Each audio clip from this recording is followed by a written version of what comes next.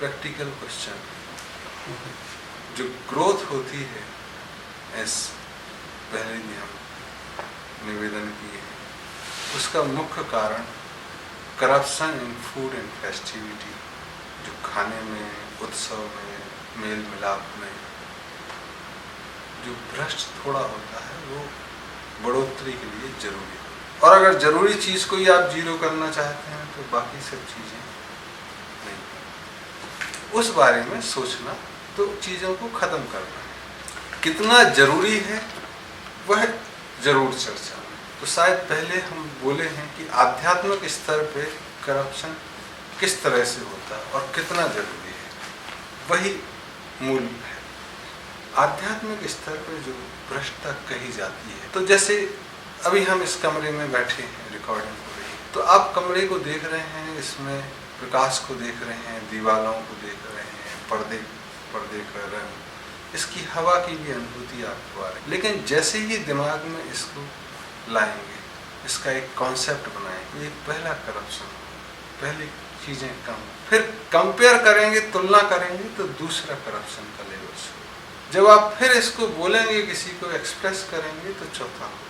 जब दूसरा सुनेगा तो कान सुनेंगे और फिर वो कॉन्सेप्ट लाएगा, कंपेयर करेगा और फिर वो बोलेगा, तो करप्शन का लेवल बढ़ता है।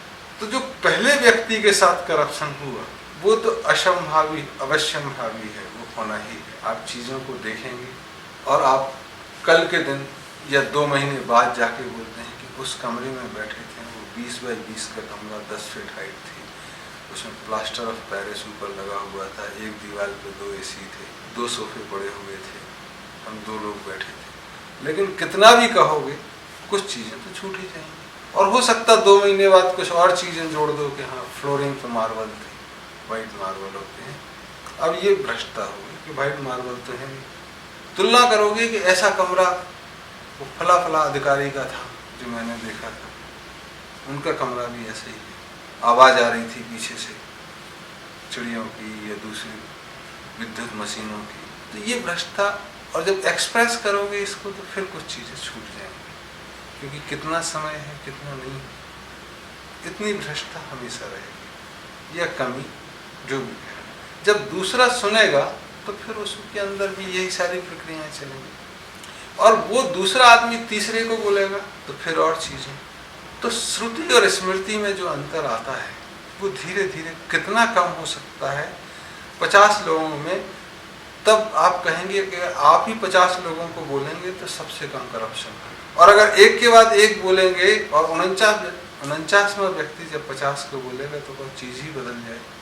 और आप ही 50 को बोलेंगे, तो जो एक को समझना है, दूसरे को समझना है, या 50 में को समझना है, वो सब बात बराबर। इसलिए जो संचार है, उस जितना सीधा होगा, भ्रष्टता उतनी कम। तकनीक इसमें मदद कर सकती है और करती भी है, सीधा संचार। तो जो क्रमबद्ध होती हैं चीज़ें सीरीज में, उससे करप्शन थोड़ा बढ़ता है। जो पैरेलल एक्टिविटी है, सामान्यतः चलती रहती है, उससे भ्रष्टाचार कम। तो एक बड़ा सिस्टम, उसके बाद सीधे बहुत सारे पैरेलल सिस्टम। सीरीज में जहाँ भी आप बहुत सारे खंड बनाएंगे, हर खंड का करप्शन।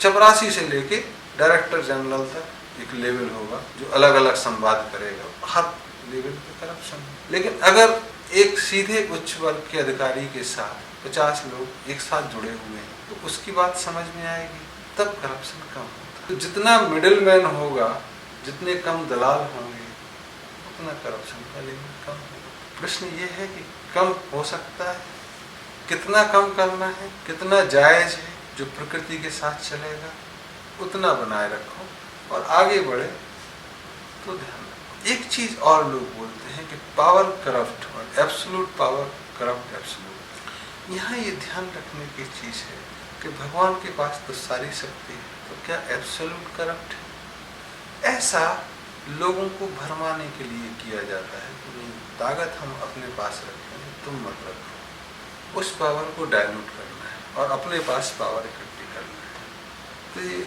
गलत प्रोपेगेंडा है, षड्यंत्र होता है।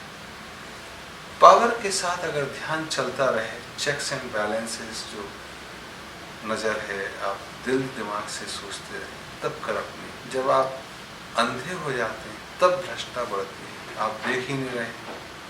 तो चीजें जब आप देखें तो प्रथम व्यक्ति दृष्टा होगा, तब वो कमरे को देखेगा, तब बखान करेगा। अब प्रथम व्यक्ति ही अंधा है तो क्या कमरे को देखेगा और क्या बखान करेगा और क्या दूसरे लोग समझेंगे? बाकी के लोगों को जो समझ में आएगा वो करेंगे। Power is required in the right hand, तब धर्म चलता है, तब व्यवस्थाएं चलती हैं। और ताकत गलत हाथ में है तो भ्रष्टाचार क्या और क्या क्या नहीं, भ्रष्टाचार का अधिकतम रूप भी हो सकता। तो पुनः कहूँगा, भ्रष्टाचार शून्य के लेवल पे लाना, सोचना ये संभव नहीं है और इस बारे में सोचना है। कितना होना चाहिए उतना हम मेंटेन करें, यही जीवन है कि हम बनाए रखें चीज़ों को। तो जो बहुत अच्छे देश हैं वो अपनी चीज़ों को बढ़ाते नहीं। कितना बड़ा करना है, यथास्थिति को बनाए रखना सबसे कठिन काम है। दूसरों के आक्रमण झेलना, फिर खड़े रहना, दूसरों पे आक्रमण न करना, तब खड़े रहना। तो चौकसी और अपने को तैयार रखना ये सबसे बड़ा काम है। और अगर ऐसा कुछ होता है जिसमें आप चूक गए, करप्शन के कारण या आलस के कारण, प्रमाद के कारण, ये भी भ्रष्टाचरण है जो आप अपना काम नहीं कर रहे हैं, तब चीज़ें गड़बड़ाती। खुशी की बात यह है कि जैसे चीज़ें गड़बड़ाती हैं तो चाहे न्यूटन का नियम मानो या प्रकृति का नियम मानो, उसके विरोध में भी आवाज़ें उठती हैं, कुछ धीमे, कुछ ताकत इकट्ठी होकर। क्योंकि इम्पैक्ट जो मीडियम का पड़ता है, माध्यम का पड़ता है, उससे कई बार कई चीज़ों का पड़ना भारी हो जाता है। कंटिन्यूस अटैक, डायरेक्ट अटैक, तो एक माध्यम कमजोर हो सकता है, ताकत इकट्ठी करता है। अंत में इतना ही कहूँगा, अच्छे प्रश्न हैं, करप्शन जीरो हो जाए, मन को अच्छा लगता है सोचना, लेकिन ये चीज़ें संभव नहीं।